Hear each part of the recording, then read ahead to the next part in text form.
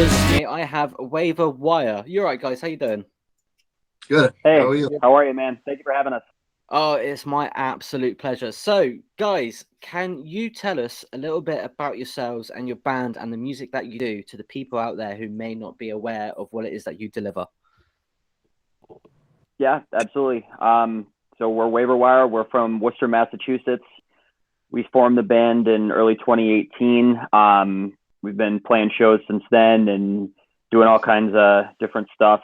We dropped an EP at the beginning of beginning of 2020 called Hold Your Applause, the 4-track EP. And now we're readying to release our first single since then, which is coming out in a few weeks. We do kind of an old style with a new inflection version of pop punk. It's always very difficult to describe yourself. I always struggle with that. Maybe the other guys can describe it a little better, but old pop punk with a new twist, I guess. Old pop punk with a new twist. Does anybody else want to try to explain that? Yeah, I mean, I think of like the classic pop punk stuff from like, the 80s, 90s, and early 2000s, and where it was a little bit more fun, like a little less serious maybe. But it also wasn't like detuned yet. Like a lot of modern bands have kind of seems like they've either like tuned down a half step or a full step even, and it's gotten more like metal influenced, if that makes sense. Like it's just like more chugs and a little bit heavier guitar sound and drum sounds. And I think we kind of like skirt that line of like classic pop punk, but we also like bring in some newer influences, just naturally. Fair Yeah, we enough. try I to take quite a like different that. approach by, downtuning the drums instead of the guitars because nobody does that. I quite like that. That's quite a good good little explanation there. So, other than you just mentioned briefly that you've got a new song coming out in a couple of weeks, now we will be touching a little bit more on that in a little bit later on.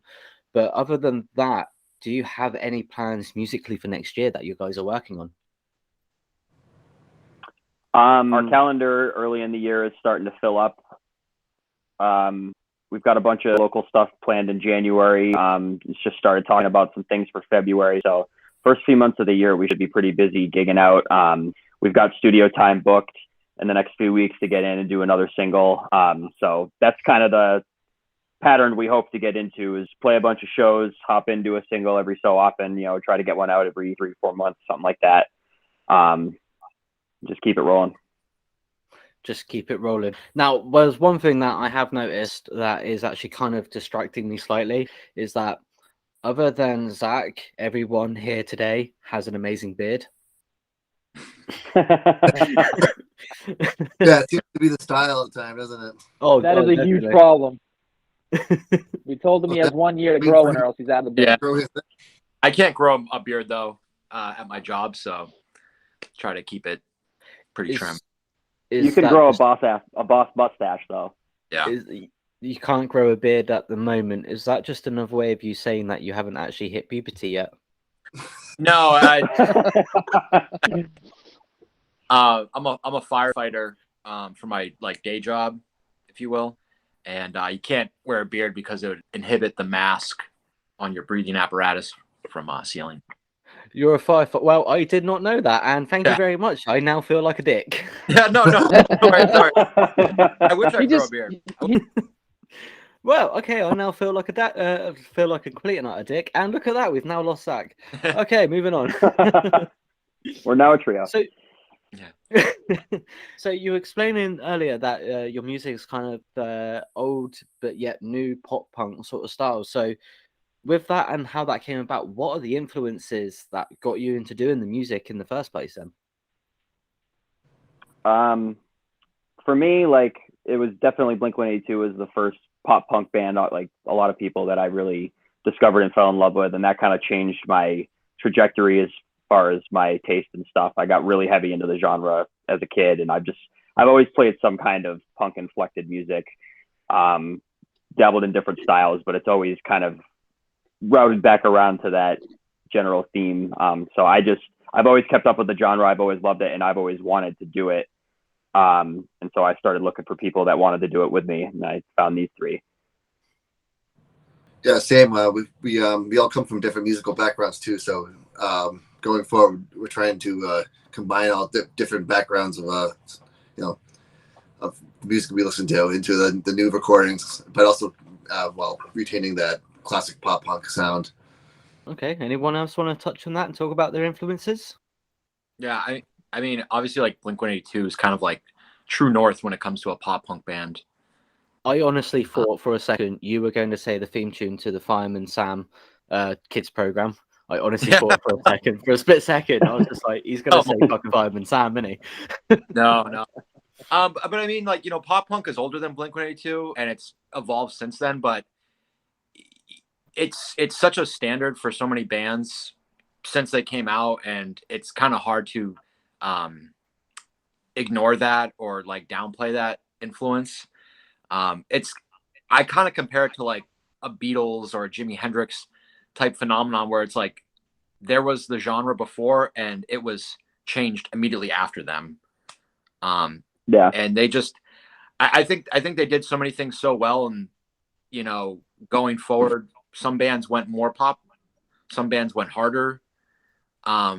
They kind of had this great distillation of like that aggressive, catchy sound that we all love. And it's kind of the hallmark of the genre. But newer bands, I kind of stepped away from pop punk like post 2010. So a lot's happened since then, obviously. 11 years, a lot of great bands, great records have come out. That's not been 11 years already, has it? Yeah. And so, like I slept on the Story So Far for so long, and it wasn't until this year where I got into their albums, and I'm like, holy crap, like I'm dumb for ignoring this. Like this is, I would have gone ape shit, had I heard this when it came out, and like obviously gone to the shows and stuff. But, it was my own fault for moving on to something else. And, and then still going back to the bands I grew up with, a band like The Starting Line, or, My Chemical Romance, or Taking Back Sunday, or Saves the Day, kind of that other wave of pop punk and emo and stuff. So it's just a huge continuum. I try to bridge all of that. Zach makes a good point. Like, as much as I mention Blink-182 every time people ask that question, like I don't remember the last time I really sat down and like consciously was like, I want this to sound like Blink, or like listen to them trying to take cues. But like everything that I do listen to is because of them in some way or another. And, because of them, that was kind of what set me on that path. So I know that it's kind of, you cannot discredit them, but nowadays I listen to a ton of like the more modern pop punk stuff, Neck Deep and State Champs and Story So Far. And a lot of hip hop and stuff like that. I love the like emo trap stuff that's been coming out and incorporating elements of pop punk into, trap beats and stuff like that. I think that's a really cool combination. So that's kind of the stuff that's in the forefront of my mind when I'm writing, and yet it still ends up sounding like that classic Blink inflected kind of thing. Like you just can't escape it. Yeah. Now, for those of you at home watching this, if you've noticed that random numbers have been coming up on the screen, that's because that's a counter of how many times Blink-182 has been mentioned so far. 82. There we go, and there's another one. So if you've noticed, I don't know what number we're about at the moment, but I'll find out in post-production. 63. All right, we're not allowed to mention them again for the rest of them. You're not allowed to mention who? Blink. There we go. I didn't say it. Still counts. So with all the music that you've got out so far, if there was someone who you could do a collaboration with, who would it be and why? Would it be Blink-182 by any chance? Honestly, I mean, probably. Travis, with what Travis is doing these days, I would definitely love to work with Travis. Oh, come on. What, I'm not good enough? He's working with everybody else. He might also just as a producer. Yeah. He doesn't have to play drums. No? Oh, yeah, I am. Sure, I'd love to work with John Feldman, too. He does a lot of great stuff in the genre. Like an actual collab, I don't know. Post Malone would be a hell of a lot of fun. Post Malone. Yeah. Okay, interesting. That's definitely. I haven't heard. No one's actually mentioned Post Malone yet for a while. Most of the answer I've gotten is, obviously, people going for the genre that they're going, or going completely off the tangent and something random. How I think about I've heard Taylor one Swift? or two. Yeah, I think I've heard like one or two people say Motorboat Barbie. Sorry, Machine Gun Kelly, whatever his name is. So I think I'd personally like to collaborate with Slash just to learn a thing or two. Fair enough. Yeah. Yeah, he's good. I do like him. Yeah, he's good. Yeah. So can you explain the creative process that you have when you create your music, from when you get the idea to putting it down to when you finally get out there to the people?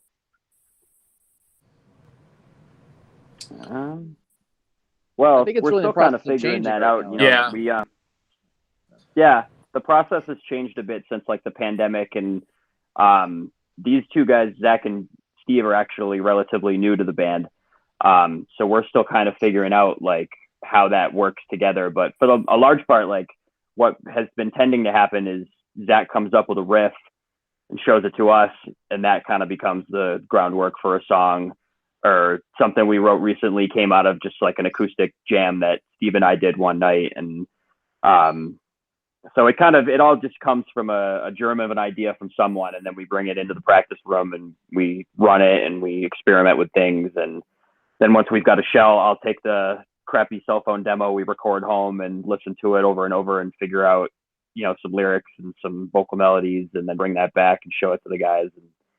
And there's really no like one way it happens every time. Every song kind of has its own journey from birth to hopefully eventually getting put on tape. Yeah, and it's constantly evolving too. With each practice, stuff will change. We'll take stuff out, put stuff in, just like any band, how any band would work, I would say. But yeah, we all bring different ideas to the table, and then just we flush them out during practice and see what we come up with from there. Mm-hmm. Yeah, like no one really comes to the band with like a full song. It's like, hey, this is the whole 3-minute song. Everyone learn this. Like, that's totally what I would do, though. Yeah, I mean, some bands do that. Some bands do. Some bands have that main songwriter, and they're very particular. Obviously they wrote the song. This is how it's going to be, and everyone's on board with it. Cool. This band's a little bit more malleable, like in the sense of like, before I joined the band, like Josh was writing a lot, and then I like to write a lot of stuff. So, but I would focus particularly on writing for this band and writing for Josh, writing for Steve and Jeremy, and like understanding where all our strengths are and like where we fit in amongst other bands. And sometimes like it'll just be like I'll have an acoustic idea, and it's like, man, it's gonna sound way cooler when it's like cranked up and drums, and it's you pass all the mates, and then he shows it to us and we're like, oh, it's a great acoustic song. It's a beautiful little ditty. He's like, no, Yeah. electric guitars. Crank the game, get rock and roll with it. So what is the one thing that now that you could have told yourself at your younger self at the start of your music career? Oh, this one's a bit of a Don't head expect scratcher. to make any money. Don't expect to make any money. I'd say play out as much as possible. Just get yourself out there. Josh is good at finding us shows and stuff, and he's been the one that's been really driving the band forward there. So it's really good to have shows, every weekend or every other weekend. It's good. You get a lot of experience playing out live, and also we gel more as a band playing in front of an audience. Mm-hmm. For sure. I would definitely say, because now like I'm 32 years old and I started playing when I was about 12, give or take. I think I'd tell myself to focus more on my goals and be more deliberate where I was going, because for a while, I was like, I thought I was going to be a country guitar player, and I just played country music and played bluegrass and was finger picking and chicken picking, and but at the end of the day, it's like I'm a punk kid. It's like I kind of lost sight of that for a little bit. And I wish I would have told myself, like, just be true to yourself. Like, always, be who you are no matter what, 100%. And don't, you're in music, like, you can learn a metal song, but if you're not a metal guy at heart, like, it'll never come out as like 100% you. You know what I mean? Like, just play you, be you, and don't be ashamed of it. Fair enough. So if you spent more time focusing on your dream, you wouldn't be a firefighter. Is that basically what you're saying? I mean, firefighting was one of my dreams. Yeah. All right. Okay. But yeah, no, it's true. It's like, like understanding who you are and what you like, and living with that and being okay with it, because that's completely valid. Like, you don't have to be a jazz guitar player to be like the best guitar player, or you don't have to like play metal to like be the fastest guitar player. Like, you could just like whatever you like, it's like, I know exactly what you mean. I always envisioned in my head as a young man that my dream would be that I would be a dick, and look at me now, I'm a dick. I stay true to my dream. True. Some dreams do come true. See, exactly. Your dreams do come true if you work hard enough at it. Oh, And also, I guess, have humility too, because like what's I that? feel like a lot of you start playing music when you're a younger kid, and you imagine like, oh, by 20 I'm going to be on world tour, or 21 I'm going to be on world tour, and it's like, no, that is very much the exception. And having like some kind of realistic goals as a musician and as a band, and knowing the trajectory of what you can do in the industry of it. Yeah, I quite like that. That was actually quite good. That was a very, very logical, as per the usual that we're getting from Zach so far. Very logical answers. Now, as I say every single week, everybody, the advice that my guests give you every single week, listen to the advice that they give you. If you're a new artist, a new musician, just starting out in the industry, just starting to play, listen to the advice that these guys give you every single week, because it will save you a lot of time and effort. It will save you a lot of pain and aggro making the mistakes. I mean, you watch a show, you hear what they've got, and go, right, I actually know if I implement that actually might help me out in the long run. Take it. And unlike those people with those fake music academies that say, if you give me £1,000, I'll teach you to be a superstar, the advice that I give you out every single week, and my guests give you every week, is free. It's free advice, and it's there to help you. So take it. Listen to what they say. Now, before I ramble, let's move on. So where can the people watching this or listening to this, where can they connect with you online if they want to like listen to your music, or if they just want to drop in and say hello? Where can't they? If there's a social media site that we're not on, then it doesn't exist yet, as far as I am aware. Facebook, Instagram, TikTok, Twitter, Bandcamp, SoundCloud. Just search Waiver Wire. We're on every single one. Or our username on everything is Waiver Wire Band, with no spaces or underscores or anything. So you can search us on there. We're on Spotify. We're on Tidal and Apple Music, and we should be on every streaming service known to man too. If we're not, let me know and I'll get it on there. But yeah, you can hear our EP, Hold Your Applause, on any of those places, and you can hear our new single, which we'll get to soon. We're even on services that no longer exist. What, Bebo? MySpace? What was the one, Josh, that that like social media thing that we helped launch, and then it's like flopped like 2 weeks later? Bebo. Oh, Everyone Festival? Yeah. Yeah. Kind of funny. But it's a business. Never heard of that. Yeah, it was like startup, and it was posted. It was just a startup site for like artists, musicians exclusively, and it just didn't really gain much traction. Didn't really. Right. Okay. Oh, did we lose Josh? Yeah. I think we left.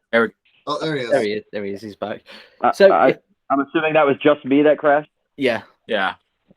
Okay. Yeah, the Wi-Fi here likes to just He's out- suck. Every now and Josh is again out for no boony, good so reason. this may happen. That's all right. I can edit that. I can edit that out so it doesn't look like, All right. it doesn't look like anything's happened. It's fine. Okay. Let me rewind to the beginning of that spiel I was on. What, like from half an hour ago? Yeah.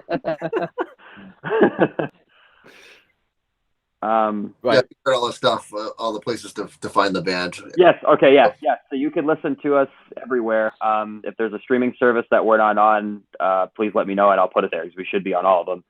Spotify, Apple Music, Tidal. I don't know if there's any other ones that people actually use, but we should be on all of those too. Deezer, And we're on. Pandora. Yep, we're on Pandora. We're on Deezer. Yep, we're on all of those. There's a whole list on the distributor that we use. We're on everything. Social media: Facebook, Instagram, TikTok, Twitter, Bandcamp, SoundCloud. Bandcamp. Just search That's a Waiver new one. Wire. Nope, I've not heard of Bandcamp. Well, for everybody, if you missed that, if you didn't quite catch that, where you could find the guys online. If you've noticed from the last few episodes, I will have their handles dangling somewhere on the screen, either down there or up there or wherever I decide to put them in post production. So if you missed it, their handles are there, so that way you can find them, check them out, listen to their music, or if you just want to send them a message and say hi, I'm pretty sure they'll say hi back. They seem like cool guys. I mean, they don't seem like dicks that would ignore you. No, I've never ignored anybody except for those, hey, you need more followers, buy them for me messages. So what is the message you like to give to your fans if they're watching or listening to this? Don't stop believing, keep going. Yeah, keep believing in us. Those of you who do. And believe in yourselves. Yeah. Believe in yourselves. Believe in yourselves. Yeah, because I mean, like, I think the pandemic has taught a lot of people, or shown a lot of people, like, what they really cherish and value in their everyday lives. And I know for us, music is obviously one of those top priorities. And I would like people to understand, it's like, you know, when things went away for a while, you really miss them in a big way. And you have to understand, it's like the arts are vital, you know, and like to support them, whether, you know, you make art or you consume it or you support it some other means, like it's important, you know. It's go to shows. Yeah, go to shows. They had the venues are closing. They need patrons. Go to shows. Yes, that is something that I wholeheartedly, completely agree with. If there's a band out there that you like, a local band that you like, go see them live. Go, because you will not regret see them it. while it's still $5. Yeah, go see them live whilst you can before they get bored and decide not to play music anymore. Then, but go see live music. Go see the local bands, even if you're not a fan of them, but your friends are. Go with your friends. You'll have a good night. Since we started playing shows, post like lockdowns here in the States, at least, is like a lot of people are in really high spirits because like it was such a sorely missed component of their lives. And now that we all get to take part in it again, it's like, you know, that feeling, that excitement, it's increased, you know, tenfold, just because it's like, wow, I knew this stuff was special, but then after going without for so long, I realized it is that special, and it is cool. It's a once in a lifetime thing to go to a show. It is something you take for granted until we have to stay in for music. So yeah, I definitely sense that enthusiasm in the people that are at the shows. It's great. Is that before I moved to Scotland, in my local, back in my hometown, they used to do live shows every weekend. They had like different bands playing every weekend, and I'd go down there every weekend just for the live shows. That's before I moved up here to Scotland. That was incredible nights that I had in my local. It just goes to show you will have a good time if you just go. There's been times I've gone down to my local when they've they had music on, and I've never even heard of the band playing, but I've gone down anyway. and it's turned out to be a really good night. So you never know. Go out, experience it, try it. You'll find you probably will enjoy it.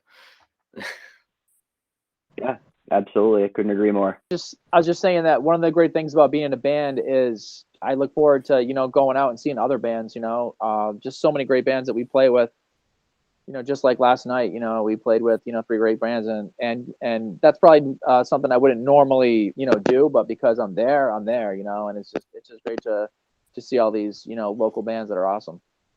Yeah, exactly.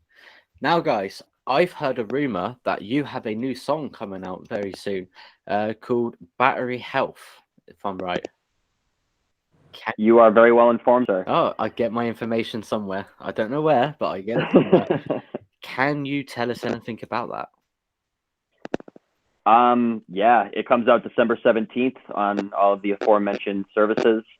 We wrote this song originally, gave birth to it in like right around the time we released our last EP, so like last February, and then it kind of sat on the shelf throughout the pandemic, and then we dusted it off when we got back together earlier this year and kind of reworked it and turned it into a song that this group of guys wrote, and recorded it over the summer. And it's been a long journey to get here, finally releasing new music almost 2 years from the last thing that we dropped.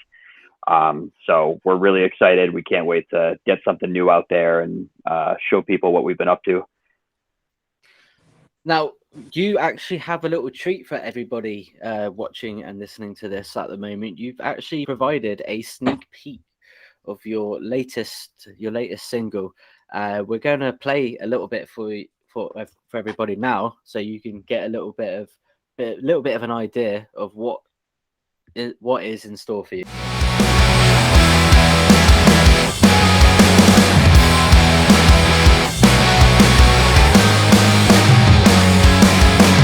Is the best that I've ever felt, or am I lying to myself? I never learned how to turn around and take it above the belt.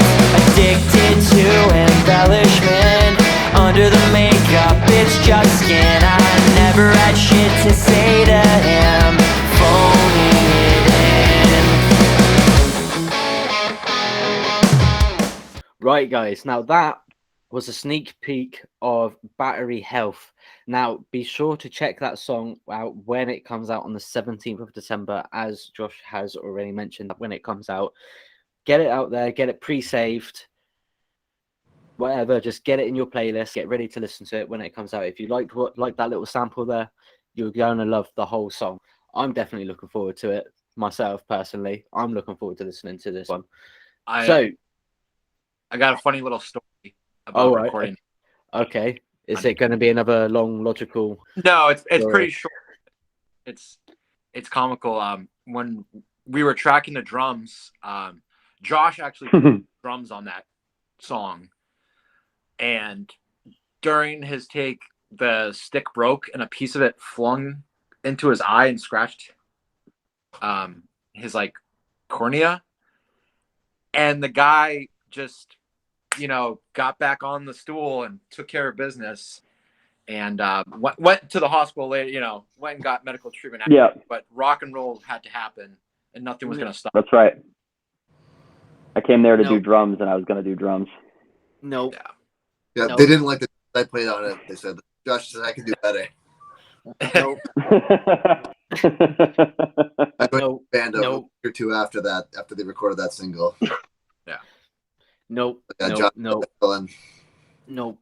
wasn't fun, but did a bad job of it. Really fast. Like I was like, oh great, I'm gonna be blind for like 3 weeks or a month, and like 2 days later, I was back to normal. Like, it's crazy how quickly it bounced back for something like that.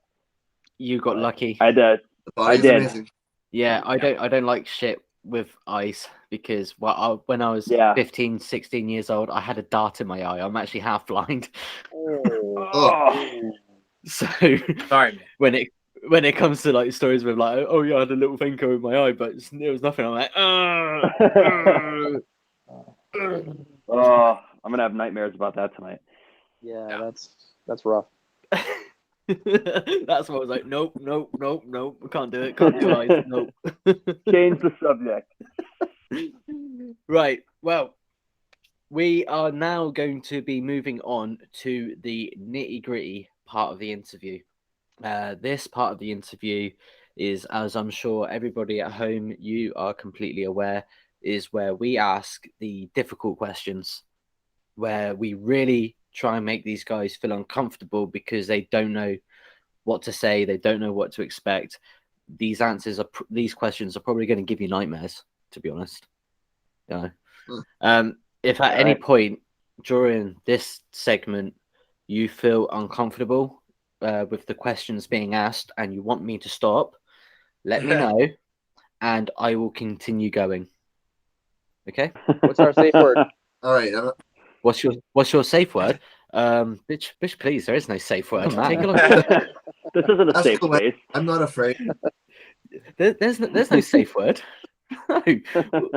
I'll keep going until you're crying.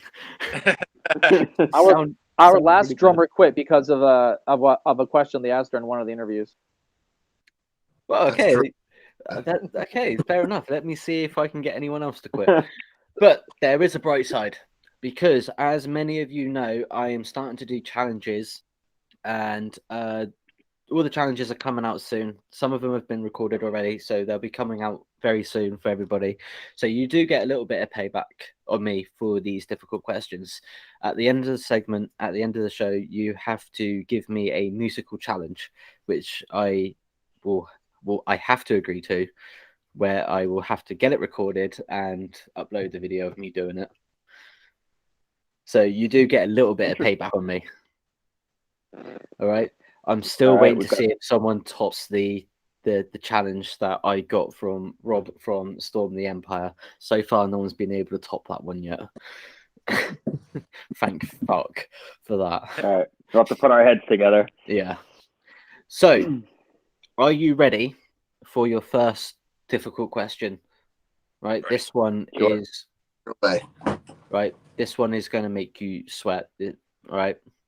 I don't enjoy asking these difficult questions, but if no one asks you difficult questions, how are you supposed to learn and grow? Yeah, how do you even know who you are? Yes, exactly. Exactly. So, my first difficult question, super serious, difficult question for you.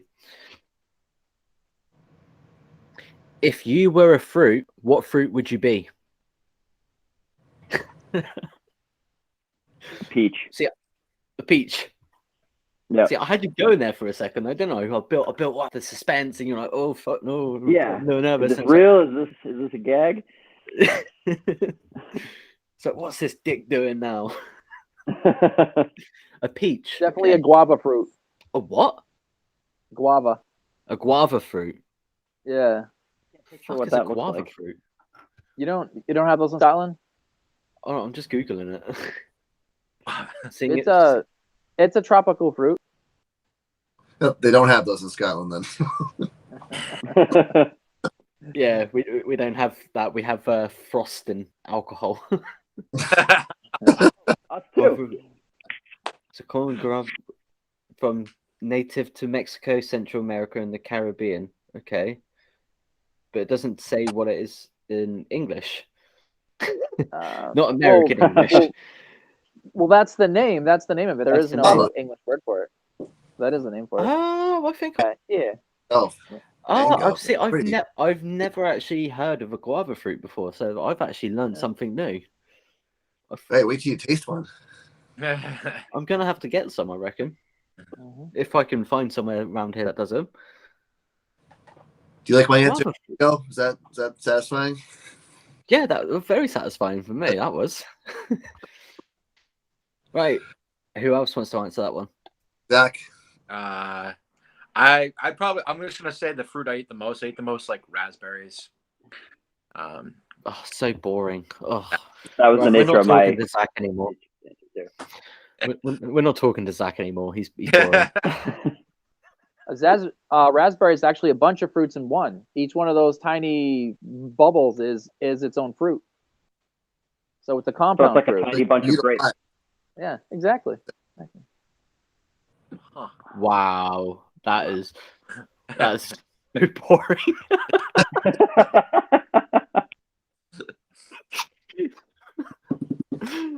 Oh, fuck. Right, okay, let's bring this back, shall we? So, what is the most trouble that you have been in? Now, nothing illegal. I don't want the cops coming knocking on your door.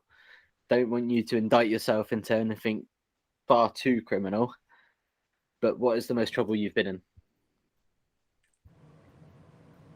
I've got a feeling Zach's going to say a going good down the fire pole in nothing but a thong.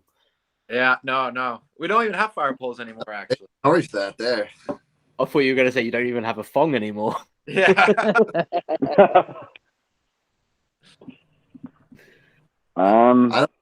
Trouble. I'm a good boy. Yeah, I've never really been in any serious trouble. Not if I can't mention. I've had Been in some trouble before.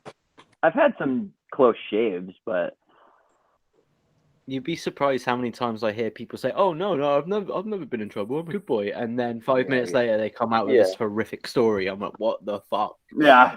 I was running through a field with some bloody clothes. I mean, it wasn't like legal trouble, but I used to, when I lived in Tennessee for a while, I lived near Nashville, and every weekend I would go to this one bar in Nashville called Robert's Western World because they had the best country music and great players, and I became a local there, like a regular, and so they always would take care of me, and it was the kind of relationship where like after last call they would close the bar, they would let me hang out with the bands and the staff, and we just kind of hang out and have a couple 2-3 tequila shots.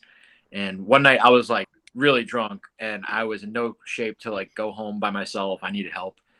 And the two door guys had to like walk me into their car and like drive me back to my friend's house. They're like, dude, like you're gonzo. Like you need help. I was like, well, you're the ones to help me. So, and I was like, thanks, mates. Like, thanks for taking care of me. Cause otherwise I would have been in a lot worse trouble,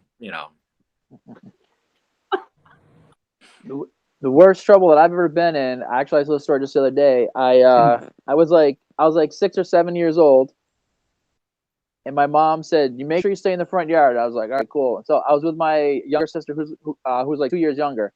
So my mom goes in the house, and we're just messing around in the front yard. And all of a sudden, I don't know why, I just get this idea.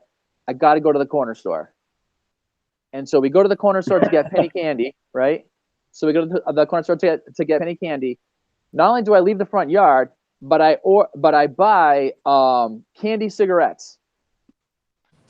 So I walk back with my little sister, who's like 5 years old. My mom comes out, and we're just sitting on the front porch, just smoking candy cigarettes. And let me tell you, my mom freaked out so much. I've never been in so much trouble since then. See, that kind of my mum told me like when I was a little kid, around about the same age, like 6-7 years old, that those little like toddler tricycles where the seat lifts up and it's like a little bucket in it. That apparently I rode one of them up to the shop at the top of the road, crossed over the main road like with the heavy traffic on this little trike, went into the shop, filled up that little bucket full of sweets, and went all the way back home. And then obviously my mum was going like, what the hell, how did you get across the road? And so I waited for the green man, mummy, pressing the light, waiting for the light. But I waited for the green man. I came back with this tricycle full of sweets. Apparently, I don't remember because I was obviously a young kid, but that's the story that my mother likes to tell me quite a lot that I used to do. That's awesome. What kids will do for candy, right? Yeah, exactly. Risk life and limb. Just to cross over a main road. But wait for the green man. Always wait for the green man. That's right. Look both ways before you cross. Well, you were well taught. Yep, well taught. I do it even now. I will always wait for the green man. Here in America, it's like a white figure. Like it's Of course, like the white. Of course, it's white. It's America, fucking racist. Yeah, then we have a red hand. Yeah, it's like a red hand. Yeah. Or it's like orangey red. Orange, yeah. Yeah. Pretty scary. No, it's either a red man just standing still or a green man doing that. Yeah. Yeah, boogieing across the road. Yeah, there we go. At least that way you can tell which one it is. Here, like I live like in Boston basically, and you could just do the Boston thing and not adhere to any street signs or traffic lights at all. You just walk in the middle of the street. Well, Jaywalk everywhere. I heard that apparently everyone in Boston has this strange delusion that they think they're Irish. I mean, There's definitely delusional about heritage. Where they're not Irish, lot of they're Irish. American. yeah. We're only There are a Irish bunch of one day of drunk the white week. guys who think They're only that. Irish one day of the week. I'm sorry. St. Patrick's Day, One we're day all- of the year. One day of One the day year. of the but week. One day of the Yeah. year, they're Yeah. Irish then. Yeah. Oh, So yeah, yeah. I mean, the St. Patrick's Day celebrations in Boston are like legendary. People go nuts. Everybody's Irish on St. Patrick's Day. Everybody's Irish and everybody's drunk. Except for the Irish that are Irish every single So day. they're drunk every day, so it's just another day for them.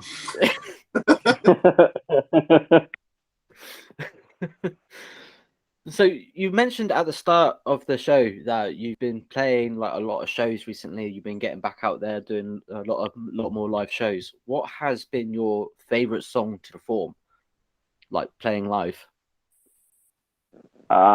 We have a new one, like the first one that we wrote, like as this group of guys, like start to finish essentially, and started with a riff that Zach wrote that has been stuck in my head ever since he showed it to me over the summer, and we turned it into a pretty sweet song. That's currently my favorite to play. It's usually whatever is the most recent one that we wrote is the one that I'm usually having the most fun doing. It's the freshest, and then till it's usurped by the next new one. If it's new, it's good. If it's old, no. Yeah. You get tired of playing the same songs over and over again, you know. Tell that to tribute acts. I know. Yeah. I actually really enjoy playing.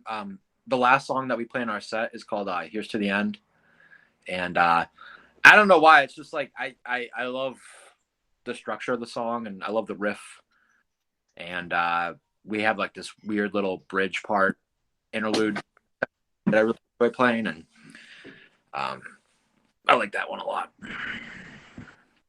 Yeah, I like that one a lot. I agree. This one from the EP I like a lot. And it's a fan favorite too, called Mass Transit. It has just a great groove, and that one's a lot of fun. Every time it comes up, it gets the audience going. It gets the band going. So that's a favorite for me. So, what are your thoughts on the music industry as it stands today? Oh, Music industry. loaded question. In regards to It's what? so much. Just your personal thoughts. On how the music industry is today. There's a lot more music, Yeah, and let's see. Anybody can make music these days and put it out there, which is good, but it also saturates the market. Back in the day when people had record deals, it was the cream of the crop getting out there. So I don't know. It's a good thing, right? For the most part, you put your music out there, you can be heard, but there's a lot of it to go through as well. So it's a double-edged sword, basically. Right. absolutely. Yeah. I mean, and in terms of like the whole streaming thing, like I love having literally any song I could imagine at my fingertips at any time. Like that's amazing. But then they're also exploiting the living shit out of the artist to make that a thing, and hell yeah. paying them, criminally low rates. And so it's like every time I put something on, I feel a little guilty. But then I'm super grateful that it exists and I can put us on there so that people can hear us the same way that they hear Queen and anything else they want to listen to. Yeah. So yeah, I mean, it's a double-edged sword in a lot of ways. Like it's depressing that like the traditional structures have kind of decayed and collapsed in a lot of ways, but there was also a lot of problems that led to that collapse and decay that are being solved by certain things that are happening, but then also just a whole new slate of problems occurs at the same time. So I think ultimately it's a great time to be a musician because you have so much at your fingertips that you can do yourself without having to hire management or any kind of thing like that. But it's got its downsides like anything else. Yeah. That seems to be a very common answer that I get, actually. It's great that, we get all this music out there, but then the market's saturated, so now you're trying to fight for a spot in people's heads to get your music out there. Mm-hmm. You're fighting against other bands and other musicians that are in the same boat as you, and you're fighting against bedroom artists who think they're good. Yeah.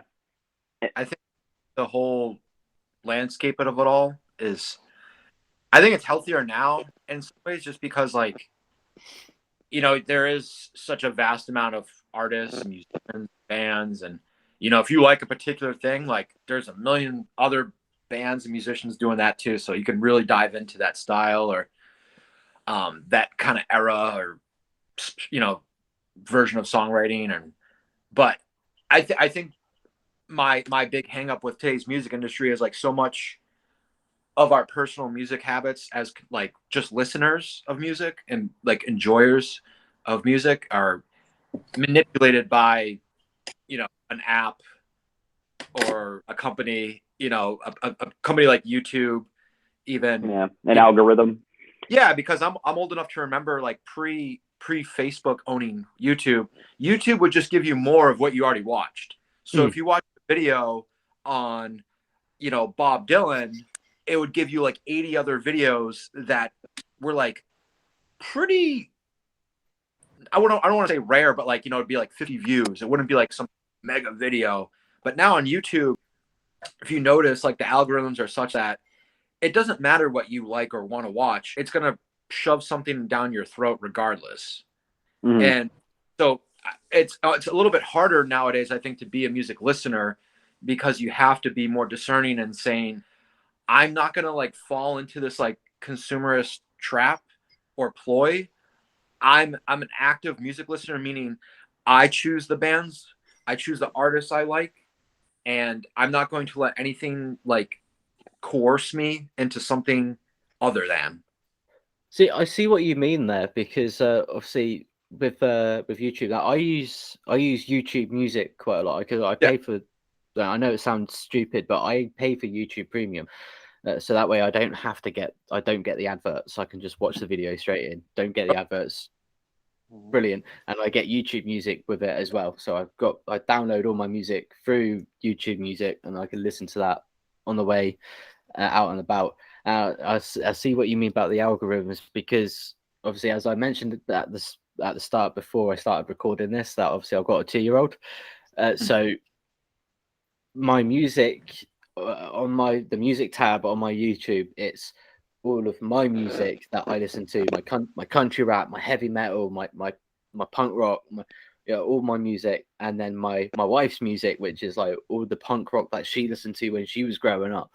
And then in the middle of our playlist, suddenly out of fucking nowhere will come on Coco Melon, because we put that shit on YouTube for the little ones sometimes, and it just comes up. And like, you're just there, like you're listening, cleaning, and out, and then out of nowhere you just hear Coco Melon, and you're like, what the fuck? The fuck did that come from? Yeah. Well, and like it's like back in the day too. I remember buying a CD. A band would release an album, a full length, and you would just sit there in your room and you would listen to it. That's what you did for an hour. Yeah, that was like a priceless treasure to have that to hold in your hand. Like, new music. It was this personal experience with that music, and that you friends at their house, and eating junk food, and you're like, dude, this new CD is so good. And nowadays, those types of interactions are kind of removed in that sense, because even on Spotify or YouTube, a new song or a new album comes out, and there's still just ads everywhere. You're just a receptacle for advertisements, and yeah, and I see what you mean. Friend too, you're like, hey, check this out. You're not there with him to enjoy it. Yeah. But back in the day, I got the CD. I'll bring it over. We can listen to it. Yeah. Yeah, and then I'll burn you a copy. Yeah. I've never I've never heard people bitch so much about having access to all the music in the world at their fingertips Don't get me wrong, Jeremy. It's at a definitely moment's notice. better. It's a With great great time. power, great responsibility. I mean, I remember we lose something. yeah, of course. But I remember when I'd go to the music store, and if you wanted something new, like really new, you know, I would just buy something random. I'd be like, oh, that name sounds cool, and you would just buy it, you know, and it was a huge investment. It was 10, 15, $20. I didn't have the money You just to know? buy stuff. And with following on to that, then the second part of that question would be, if there was something that you could change about the music industry, what would it be? I think the most important one would be to pay artists what they deserve. You know, Spotify shouldn't be making billions of dollars off the back of people that put their blood, sweat, and tears into music to be paid fractions of a penny for every stream, you know, when that's their entire business model is selling music, and the people who create it are getting the royal shaft. That definitely needs to be democratized, and there needs to be some kind of mechanism wherein, you know, you're creating a product like any other person who's creating a product. You should be properly compensated for it. And, you know, those of us who do it because we love it, which I presume is most of us, we're not in it to make money, obviously. I don't want to make any kind of ridiculous fortune playing music, but I would, you know, it would be nice to make a reasonable living. I don't think that's too much to ask. And I don't think that wanting that makes it any less about the music, because like any other creator, you know, you deserve to be compensated for your time and the effort. You know, it's not being in a band is a very time consuming and expensive thing to do, even as a hobby, let alone as a serious vocation. I think it's only fair that people should be properly compensated. That's my capitalism spiel. Oh, definitely. No, I completely agree with you there. Like, artists and bands, they should be paid fairly from the streaming services for the art that they put out. They should be getting paid a fair price for their content, because without their content, there wouldn't be anything there for people to listen to. So what gives the streaming services the rights to fuck you over, basically? Yeah. But without you guys, there's nothing to listen to. So exactly, if there's nothing to listen to, what's the fucking point in them? It's kind of crazy when you think about the concept of like Apple Music or Spotify in general too. It's like, I can't think of any other art media that is more consolidated than music, right? Almost, you know, the majority of recorded music in the last, you know, 100+ years is on that platform. Whereas like books, there's not like one really single platform for literature or movies the way there is with music. Yes, you know, there is. I just fucking wish there was. Audible. They need a Spotify for movies, so you don't need 100 streaming services to watch everything. For books, though, you've got Audible. But Audible, there's a lot of like independent publishers out there who never even made it. You can't even buy the books on Amazon. You know Maybe what I mean? Not looking hard enough, because I found a load of books on Amazon. that can't actually self-publish on Amazon, like very similar to the way we self-publish on Spotify. Yeah. But I get your point, Zach. Like, you know, there's so much literature that's been written in mankind's history. There's no way that you could really consolidate it into one source. Whereas the thing about books, different editions are different.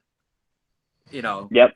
So, whereas like on Spotify, you know, Zeppelin 4 is on there, but then they have like remastered version. They have like, you know, whatever version of that album. It's like we have so much access, and it's just, I can't really say what needs to change just because I don't know everything about the music industry. I'm not in the industry at a degree where I can look and observe all the grievances.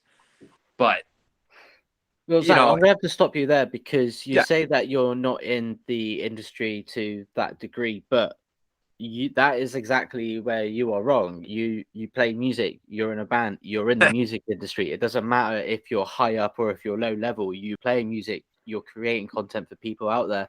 You are in the music industry. Your opinion is very valid. That is the point of this podcast. this video podcast is that way we can hear from people such as yourselves who are starting out in the industry or been in the industry for a long time, like, or anywhere in between. Get your opinion, because your opinion does matter. Hell I yeah. appreciate that. Yeah, we were in the industry last night. Yeah, that's right. And also I love talking to like people like you, like on a week to week basis. I love hearing what you've got and hearing what you do and all that. This is why I do this. I love doing this. So I'm in the music industry. Well, I kind of am, because I'm engaging in a genuine way with guys like you, with people such as yourselves, and helping give some sort of a platform for you. Yeah, absolutely. I mean, we're all little cogs in a big machine. You don't have to be a mogul to be part of the music industry. We're all our own little piece of it. Yeah, exactly. We all have our own little piece, and it's up to us to do what we do. It's right. funny.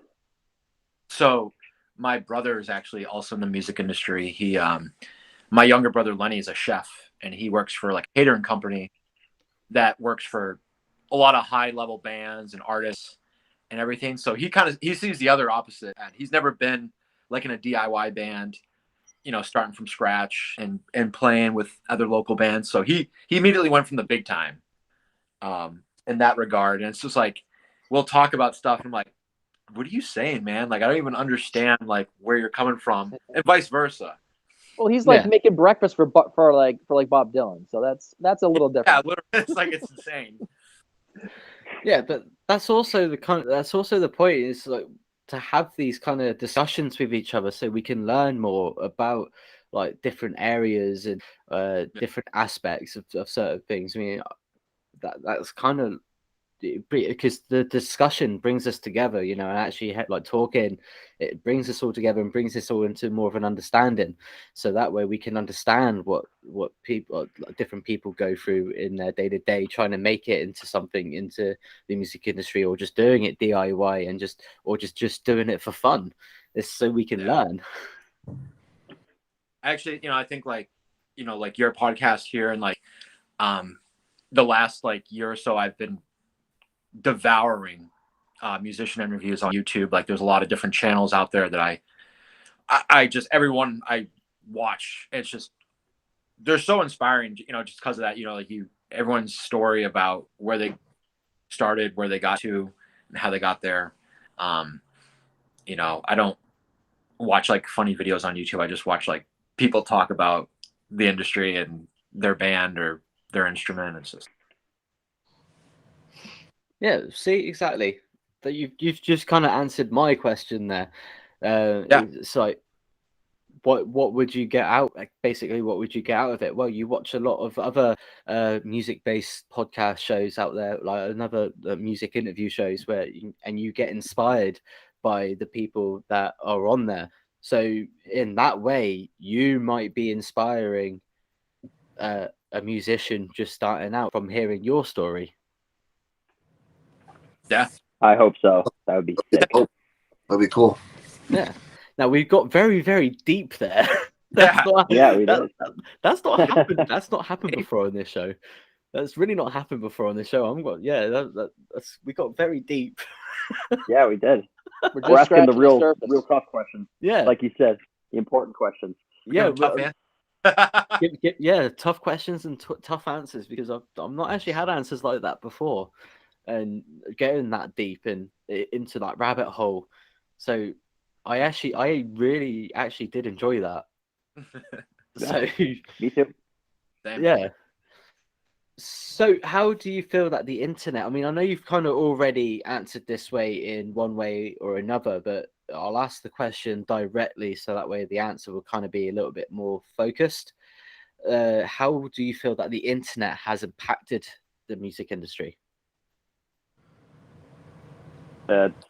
Democratized it. It's given everybody access, everybody an opportunity and an avenue to publish and to promote. And back in the day, like, if you had music you wanted people to hear, you had to get it pressed to vinyl and then go around and try to get record stores to sell it and play shows everywhere you could. And, you know, a lot of things like that haven't necessarily changed that much, but with the ability to just, you know, record something and throw it up on the internet and people are immediately consuming it without having to necessarily have a physical product, like it definitely changed the game. That's kind of the only world I've ever really known. Like, I came of age as a musician right when the internet was taken over. I remember spending hours upon hours perfecting MySpace band page layouts and creating a whole graphic thing and like loving that and being like, this is awesome. Like, I can't imagine being in the 80s and having to like design a flyer from cutouts from the magazine and walk around town plaster that on poles. Yeah, I remember MySpace, but I was more of a Bebo kid. I wasn't really a MySpace kid. Oh, really? I was more of a Bebo kid. I remember somebody talking to me into signing up for Bebo, and I had it for like a couple of weeks, and I was like, what the fuck is this? I think I heard someone say that Bebo's actually making a comeback. Really? Yeah, I think so. I think I heard someone say that a few weeks ago. There's like a new website that supposedly looks exactly like MySpace. I forget what it's called, but you can sign up for it, and it's like an exact MySpace replica. Is it called MineSpace? MineSpace. Some kind of cheesy knockoff thing like that. I forget. Space My? Yes. Meat Space. I will say about the internet with music is, like Josh, I came of age like right when, you know, as you become like that teenager and doing more for yourself and making those big choices all of a sudden, and like the internet was right there. Fortunately for me, because like from an education point of view, right, all of a sudden on YouTube especially, I had access to videos of like Jimi Hendrix and Jimmy Page and Eddie Van Halen and Slash, and it was like, oh my God, I get to see how they're doing that live and try to emulate that and try to learn something. And then as the years have gone by, people have created content like music education stuff where it's like, oh, how to play bluegrass in all 12 keys. And, you know, here's 14 jazz licks you need to know. And it's like, some of that stuff is not that useful and some of it's incredibly useful and it's free for the most part. And it's like, man, that's so beautiful, because learning to play prior to that was a real journey. You know, you had to find a great teacher or teach yourself, which was a massive challenge, or have a parent or a sibling kind of help you along. And it's like, all of a sudden you have this virtual tutor that's 24/7. Mm-hmm. In that regard, I loved it. I cherished it. I'll still do that to practice guitar. I'll like find some YouTube video that I really like of whatever band or artist I'm digging that day, and I just jam along. And it's awesome. Yeah, definitely. I've been doing. I do this thing like every guest that I interview each week. Obviously, I listen to some of the music beforehand, and then after I keep listening to the music, and then with some of the songs that I hear from like each guest each week, if I really like it, I'll see if my son likes it. Like, see if he starts dancing to it a little bit. If I put it on, if he starts dancing, then I'm like, right, no, this is a good one. If he likes it, this is a good one. He's very picky for a 2-year-old. He's very picky about what music he likes. It's very, very surprising.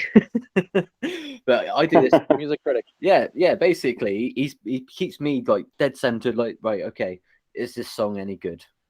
Take a listen. He's dancing. He likes it. Okay, it is good. Yeah. He's just ignoring it and playing with his toys. Right. Okay, it's shit. Turn this shit off. Put on some Elmo. Yeah. Put on some Coco Melon. Yeah. Fuck's sake, father. But I do this thing where obviously the music that I hear like in the submissions on the run up to the show, I listen. I'm like, right, okay, no, I like that. I'll get the guys on. Brilliant, sorted. Then after, I find myself, I'm still listening to the music from my guests. You know, I've got a playlist on my phone that I listen to on my way like to and from work, or if I'm taking a walk, if I'm taking the dog out for a walk or whatever. I've just put my headphones in, put the playlist on shuffle, and just listen to all the different music that I've got saved on my playlist from each guest from like each week. So it's all kind of jammed into one playlist. So I've got everything in there. I've got like pop punk, I've got metal, I've got rock, I've got horrorcore, I've got hip hop, and I've even got some of my music that I listened to before the podcasts as well. So I've kind of got a bit of fucking everything. Yeah. And I find that's a good way to discover, especially if I'm really digging it. And I'm like, oh no. If I'm with a mate or whatever, so oh, take a listen to this. So, oh, who the fuck are they? So, did you not watch my show last week? Come on, man. There's them. Yeah, I do. I've even had a couple of people come up to me and say, "Oh, those people that you interviewed last week, what was that? Who were they again?" I was like, "Oh, such and such." I was like, "Yeah, they were really good. I actually listened to some of their music. It was actually really good. But that was a good catch. And, yeah, I'm glad you enjoyed it, mate. Thank you." So. You never know. It does help. There are people who do actually take a listen every now and then. Yeah. That's why I wanted to do this. Yeah. I think it kind of took the mystery out of like a lot of that, like what you're saying, like whether it's discovering an artist or learning an instrument or even just like the gear side of stuff, right? Because music equipment is like pretty expensive, or it can be at least. And for a while, like podcast equipment is quite expensive as well. Well, yeah, exactly. Like all this shit's like insane. But so YouTube offers this like really great like user review platform where it's like, I'm thinking about buying this. Like if I'm going to shell out X amount of dollars for something, I want to make sure it does the thing I need it to do. And YouTube is like invaluable in that regard of like, I obsess over researching things before I buy something, and like YouTube's always that asset I go to first. Like who did a review on this? All right, cool. Yes, awesome. Or it's shit, and move on. Right, guys. Well, we are actually coming up to near the end of the show. We've actually run over on the allocated slot time a little bit. Scrap it. Yeah. Start over. By about 20. By about 20 minutes. We've gone over the time slot by about 20 minutes. Sure, there's plenty of stuff you can cut out.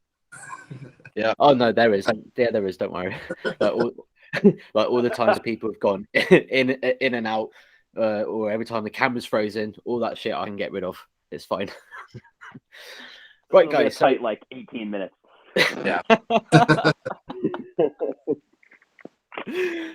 Well, guys, we are coming up to the end of the show. So I've only got 2, maybe 3 more questions for you now.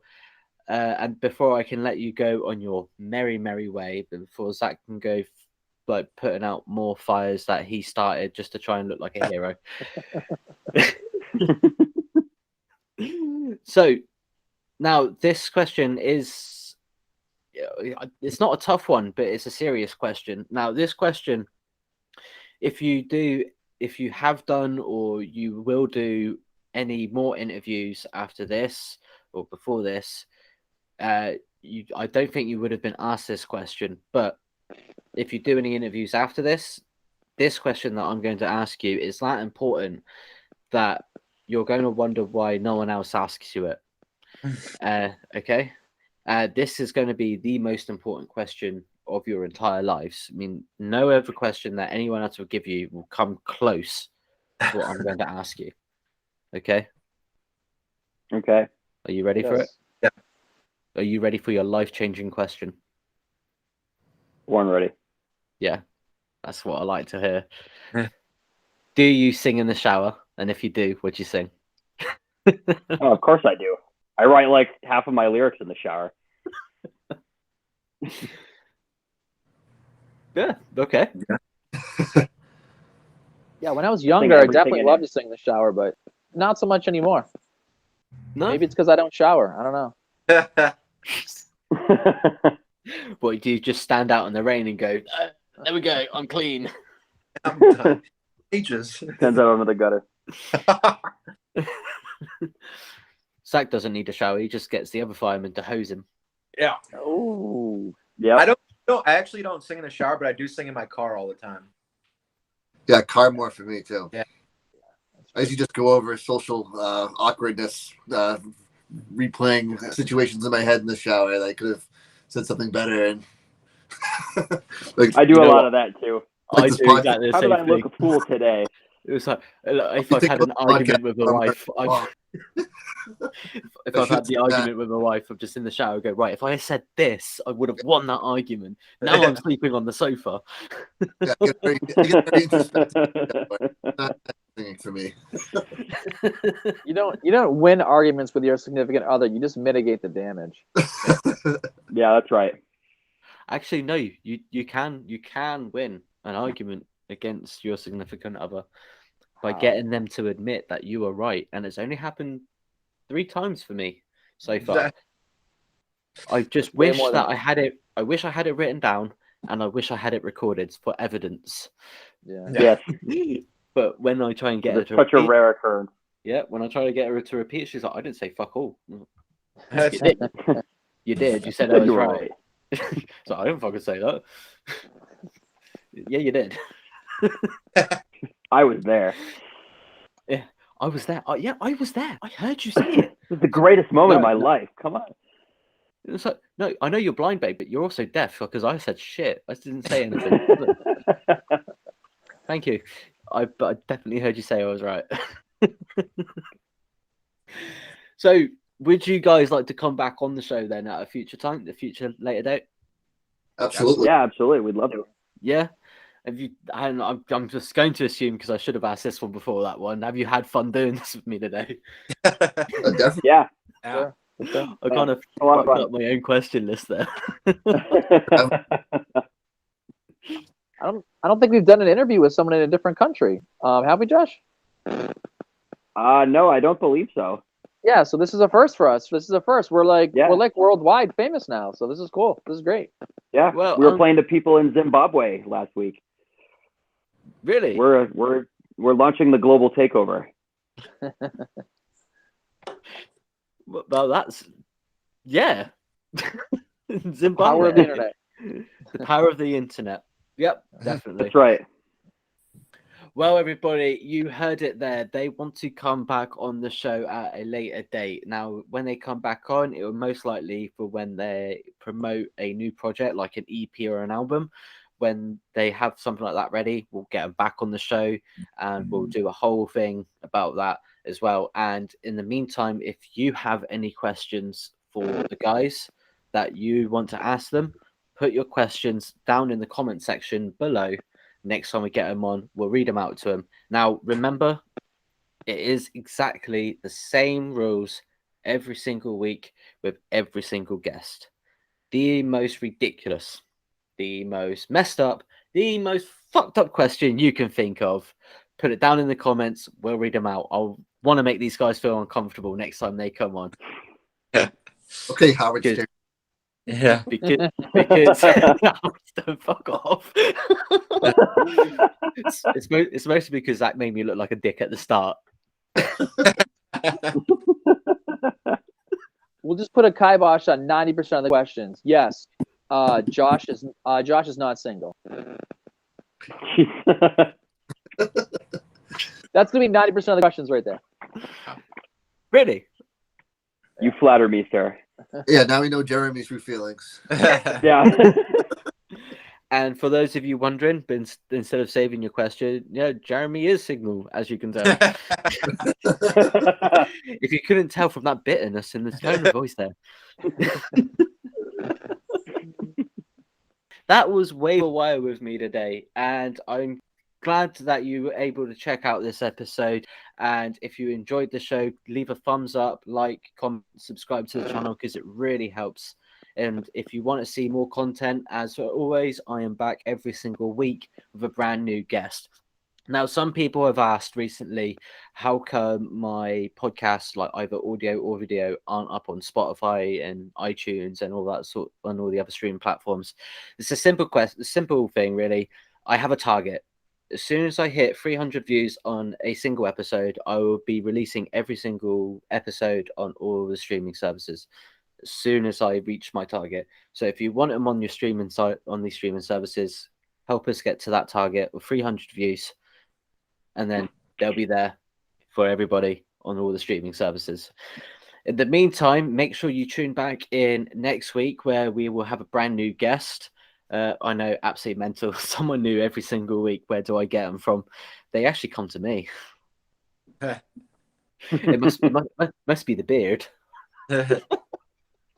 We do seek out fellow beardsmen. Fellow beardman. Yeah. So if you enjoyed the show, just make sure you leave a thumbs up and like and subscribe to the channel, because it definitely helps us out. And in the meantime, I will catch you all next week, same time.